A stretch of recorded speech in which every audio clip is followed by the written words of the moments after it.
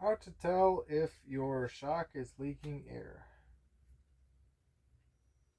or your shock is leaking air. It's getting softer and softer as the ride goes on. Uh, or overnight it sits and it's deflated.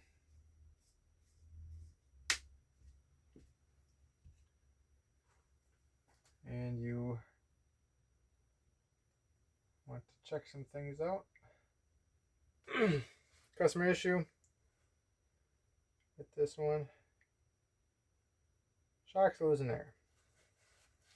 Also request a full service on it as well. But main issue, shock's leaking air. And so it doesn't hold pressure overnight. You can always spray it with soapy water.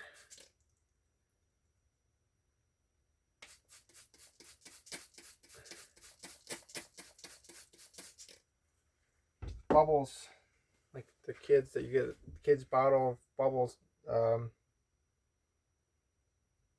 the dollar store, work the best, honestly. You can find everything with bubbles. You can also find yourself as a kid again. Maybe you'll blow a couple bubbles.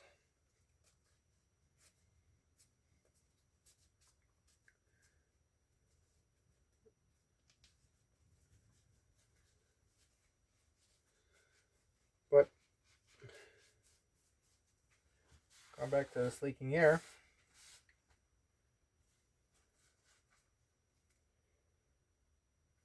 This is the damper body.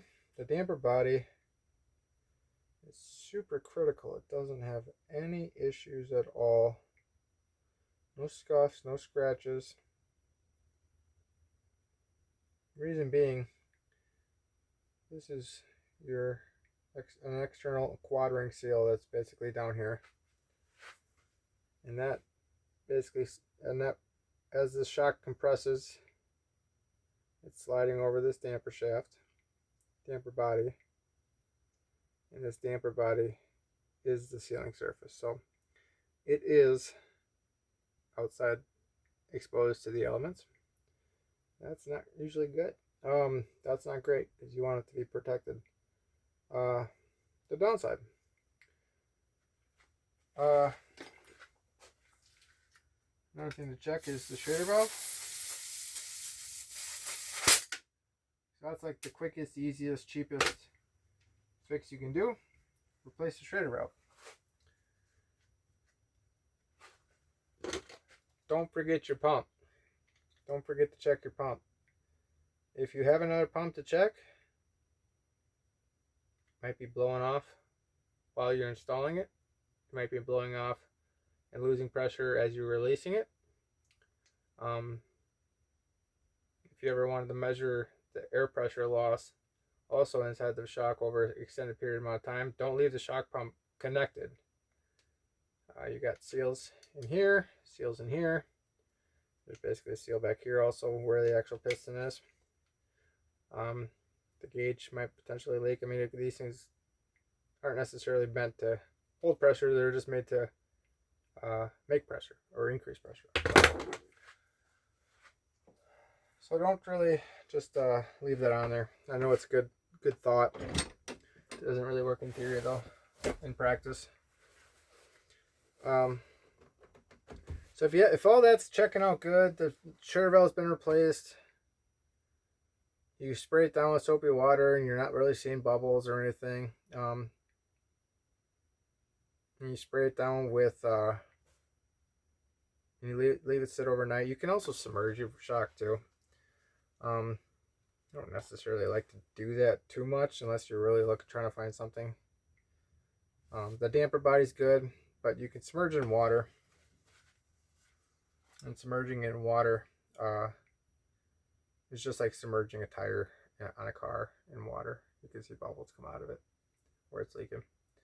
It's a good way of finding nails in your tires as well. Side note, but if the Schrader valve's good, pump's good, you checked it with another pump or it's newer, then Hurricane service is typically the best way to do it. And this is an X-Fusion 02. And to remove it, strap wrench. You just want to twist the air can off. Pow! This damper clearly needs it. It's got a lot of air in it, as you just heard. I don't know if you can hear that.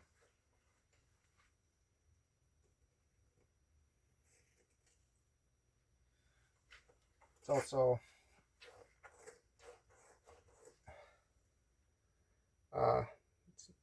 nitrogen has been depleted in this thing also.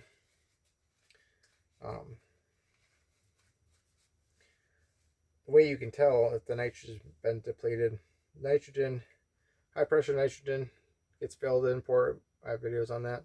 The way you can tell is by adjusting the rebound and the compression. If they're fast adjusting and they adjust fast, they're not slow to react. The only thing basically holding down that lockout plate on the inside, or that plate that is adjusted or assisted, is moved when you move this. There's no actual physical connection between this cam inside here, inside this blue compression dial, or this red rebound dial. There's no actual physical connection, so there's no like welds, or basically it's just a cam, and then there's a rod that rides on the cam, and so it relies a lot on pressure, and the pressure is basically inside the nitrogen chamber, and that's what gives it the static pressure inside the shock. And so if it's slow to react on that rebound rod, which is again being pushed up by that static pressure, it's typically a good sign that it either needs to be serviced and recharged to the proper IFP pressure, or